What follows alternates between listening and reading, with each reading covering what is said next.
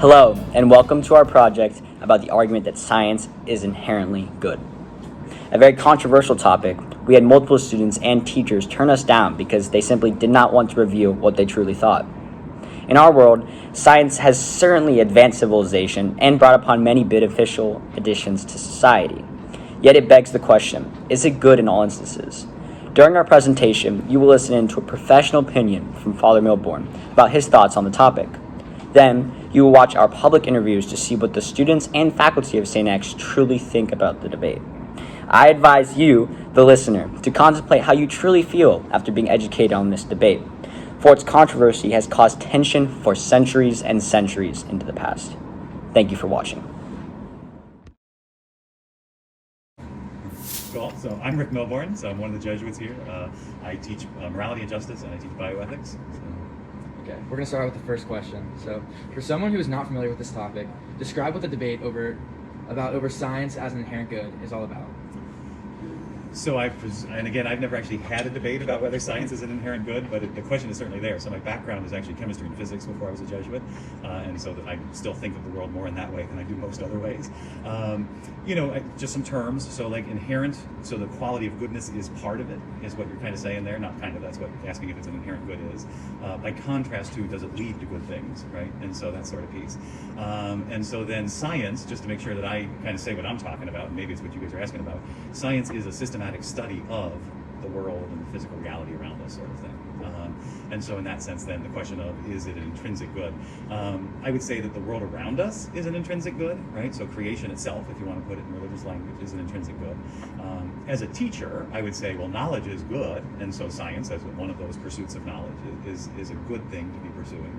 I think the challenge can become, is there ever bad knowledge? And certainly there's a large number of people who would say that it's simply what use you make of the knowledge, right? So like one of the common places would be the question of, well, should we have ever figured out how to make an atomic bomb? Like, was it a bad thing to discover that? So that's just a pursuit of science, right? And so some people would say, well, it's okay to know it, but you should never actually do it. And so kind of the science side, the knowledge side, the learning side, people would say is good, and other people, would say, well, just it's the way you apply that knowledge is the problem. There are some people that would say, no, because there's no good use of whatever it is, then we shouldn't ever even learn about it, sort of thing. I have to admit, so early in the Jesuit tradition, it was actually referred to as humanism, the idea that through knowledge we can come to understand God's creation better, and therefore through that knowledge learn to live better, so to live more moral and complete lives. And so there really was this pursuit. It's actually part of why Jesuits went into education in those first years of the Society of Jesus, was that idea that this was, the pursuit of knowledge was part of what you could really make a shift with. So I'm not sure if that's kind of what you guys are thinking of in terms of that debate about the intrinsic good of science or not. So. Yeah, that's kind of what we're thinking. Like, there's a big debate on if knowing knowledge versus like knowing it is good, but if that's going to end up to that actually happening. Like I know the church is against like cloning and stuff like that. So having that knowledge that could possibly lead to it actually happening. Mm-hmm. Yeah, sure. I'd agree with that. And we were just really interested in kind of getting a professional-esque opinion, as in yourself, just because it'd be helpful for anyone listening to the presentation to kind of get a good understanding of what we're actually talking about. Sure. And the cloning question really is one of those that comes up a lot, especially teaching bioethics comes up a lot. And just to realize the variety of different clonings that are possible. And so, the church would certainly say that morally, cloning an entire human being would be, an overall immoral act, right? But there's so many other layers of cloning that you talk about. So for example, if we had the technology, and at present we don't quite have it yet, but let's say, wait a second, so from your DNA, we could clone an organ, which is your DNA, so there's no fear about rejection, right? Or at least almost no fear about rejection with it. And so if you've got a failing kidney, and we can just take your DNA and produce a new kidney, clone a kidney, why would that be something bad or immoral, sort of thing? So from a Catholic perspective, it's going to depend upon the type of cloning you're doing in terms of what are you trying to clone, but then also the way you're going about it. So a lot of people want to oversimplify things and suggest cloning can only be done by taking an embryonic stem cell and then they're going to play that out, and they're going to use that as their excuse for, kind of destroying embryos. And the reality is, scientifically, that's not the only way to do it. And so it's kind of like, in that Catholic position, you're going to get a lot of variety there in terms of the means you're using may or may not be immoral, and then what you're cloning may or may not be immoral. Realizing that, again, the end, what you're going to do with it is its own question too. So, I can't imagine any scenario where replacing somebody's kidney would be an immoral act, but I guess you could go somewhere else. And certainly, there's people who think all medical intervention is immoral, so much less surgical intervention. that's not a Catholic position, but there's people in the world who feel that way. So Sure. So for the Catholic perspective, do you think it like crosses the line from moral to immoral when it becomes like cloning an entire like being, like cloning an entire animal or cloning an entire human? So I would say that's two different questions in the sense that, so the answer for cloning a human is yes. So a current Catholic understanding of that act would be that it's immoral, and for a couple different reasons. But that would be a different answer for cloning an animal. So the idea of cloning an animal, so while all of creation is sacred and possesses that inherent goodness, right? The sanctity of a human person from a Catholic perspective is different than the sanctity of an animal. So, presumably at some point in your life you've stepped on an ant. You may have even intentionally killed an ant at some point. Presumably you think that's different than killing the person sitting next to you right now, sort of thing. That reality is what you're talking about then, in that difference of, well, is it okay to clone an animal versus a human being and stuff like that. I'm unaware of, which isn't to say it isn't out there, but I'm unaware of any Catholic argument against cloning non-humans. Again, simply because, when you start talking about that question of embryonic stem cells, when you talk about embryos themselves, when you talk about all of that's based in a conversation about the sanctity of the human person, which is understood very differently than the sanctity of other entities. Now, there's still proper and inappropriate use of other entities, right? So that question of humanely treating animals and, all that sort of stuff is appropriate, but that would not preclude the question of cloning an animal. So. Okay. We kind of know that you're interested in scientific ways of thinking. So does that scientific viewpoint ever clash with your church viewpoint when it comes to science being an inherent good? No. So the and just quite frankly, so the Catholic understanding of it is that there's all these different ways of knowing, right? So science, that systematic study of creation, is one of those ways of knowing. And the Catholic understanding is that God created us with this ability to look at the world around us and grow in our understanding of it. So a true depth of scientific knowledge would not ever conflict with an accurate understanding of a Catholic faith.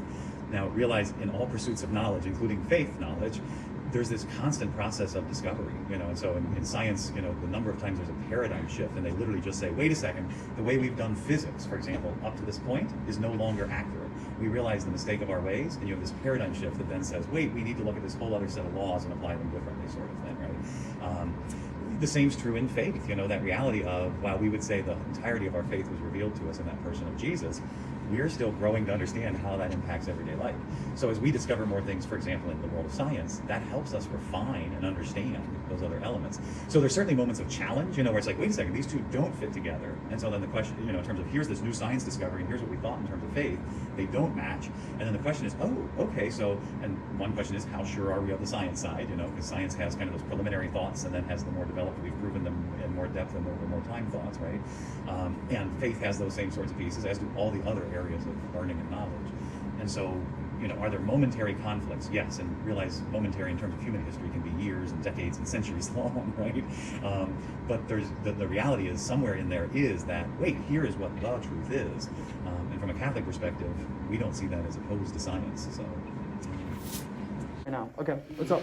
Okay, so I'm Matthew Schwanekamp. Hi, Matthew Schwanekamp. What is your name and what is your grade? John Sebastian, I'm in 11th grade, What grade is that? Is that junior. Okay, good to know just for the viewers. So, do you know what I mean when I say science is an inherent good? Have you heard of that argument? Science is an inherent good. I think I've heard a form of that argument, yeah. Okay, well, it basically is the argument whether scientific knowledge is good in itself or whether it is good in some situations to stay ignorant. Do you have any insight or opinions on this topic? I think scientific knowledge is kind of good in itself just because I think knowledge is good, although I don't have a super specific outlook on that. So you're saying you can use science to justify wrong beliefs Or no, it's is any scientific, is it always good to have knowledge? Have that knowledge, whether no matter the means. You're saying do I believe ignorance is bliss, sort of? Kinda, I guess. Yeah. No, I think it's always best to have knowledge. Is that? So it's more of a argument of are there certain experiments that are unethical to the point where it's better just to not know, or is it just, are there other things like cloning, we should just not know how to do that because it's just Yeah. Oh, I hadn't even thought of that. I guess yeah, if it's unethical, probably don't do it. I mean what's the purpose if it's gonna be a net negative afterwards? Clones, I mean it'd be effective, but yeah, I see what you mean by that. So it's an argument. Yeah. Very, very controversial. So yeah, I guess I agree. If it's unethical, it's probably best not to know. We were wondering, basically just introduce yourself for the camera real quick. Hi, I'm John Alessandro. Awesome. And so, do you know the argument that science being an inherent good is? You know what that is? I understand the principle, yeah. Sure. So, do you have any opinions on this topic? As with all human endeavors, I feel like it can be corrupted, but from a philosophical standpoint, the idea of taking a rational approach to problem solving, I think, is inherently good. Sure. And so, when you hear the phrase "an unethical science experiment," what comes to mind? Something along the lines of the Nazi biological experiments on human beings, the twin experiments. So something that is abusive to human nature and humanity. Sure. Do you have any questions for us interviewers? Not at the moment, no. All right. Awesome. Thank you for your time. Thank you. This is a science project. What's your name? What's your grade? I'm Joe Feldkamp. I'm a sophomore. Okay, nice to meet you. I'm Matthew. Oh, so do you know what I mean when I say science an inherent good? Yeah. Okay, so could you describe that for the camera? So, you want me to describe what it means? Okay, no, you don't have to. Do you have any insight or opinions on this topic? Sure. I would say that science, while being very useful in almost all situations, is not inherently good because you can't define how science is being used. Very good take. Right? I mean, you have like Joseph Goebbels in Auschwitz, who performed horrible experiments on Jewish people, and sure, he found some interesting things out, but that, and sure, while being scientific, it wasn't a good thing, right? You can't say that something is inherently good or bad. You can't say anything is inherently good or bad, because there are always situations where it isn't. Very insightful. Thank you for that. Do you have any questions for me?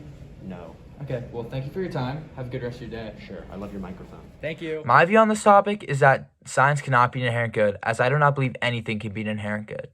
Everything can be corrupted, and even if something benefits society, it can sometimes just not be worth it. Though the acquisition of knowledge is important, sometimes, especially in the realm of science, the ends do not justify the means. For example, the invention of the atom bomb, though it ended World War II, it also introduced a whole new element of problems in the world, such as the world constantly being in conflict with other countries over nuclear warheads. These atom bombs and nuclear weapons are the fault of American and German physicians looking to get an edge over the other during the war. This is proof that science cannot be an inherent good, as this invention led to the decimation of thousands and brought in the effect of possible nuclear war if tensions get too high.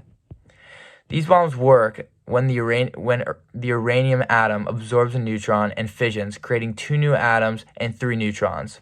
This creates a chain reaction that eventually turns into a large explosion. In my personal opinion, there are a variety of scientific concepts that we should not only be ignorant of, but are entirely unethical. In relation to physics, the contributions to the creation and testing of nuclear warfare were blatantly unethical. On March 1st, 1954, the Castle Bravo bomb was detonated at Bikini Atoll in the Marshall Islands. The most powerful nuclear bomb at the time, it rocked the islands, creating a yield 1.5 times what was expected because of unforeseen circumstances.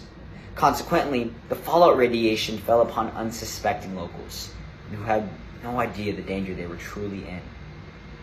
To put it in perspective, the weapon was 1,000 times as powerful as Little Boy, the bomb dropped on Hiroshima. Over the years, some developed thyroid nodules, some of which proved to be malignant. Project One was then enacted to study the over 239 Marshallese natives affected, none of whom were aware of the study. This project yielded nasty results, with many different gruesome pictures arising of just how bad the radiation affected their person. Although unintentionally, physicists like Ben Devin created this bomb, and hence they are responsible to a certain extent for its outcome. It is unequivocally unethical, and it's stories like these when I realize it is better to stray from the fullest extent of science. Thank you for watching our presentation. We really hoped you learned a lot. Thank you.